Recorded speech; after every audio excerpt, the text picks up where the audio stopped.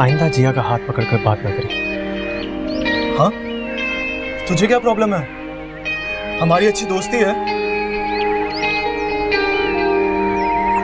जिया बोलो तुम कुछ। उससे क्या पूछ रहा है, मुझसे बात कर। वो सिर्फ तुम्हारी नहीं, मेरी भी कजन है। लेकिन मेरे निकाह में है अभी तक, and keep that in your mind. जो बात करनी है मुझसे कर। तू तो अपने सेंसेस में है ही नहीं, तुझसे क्या हक बात करूं? तो ठीक है, मत कर।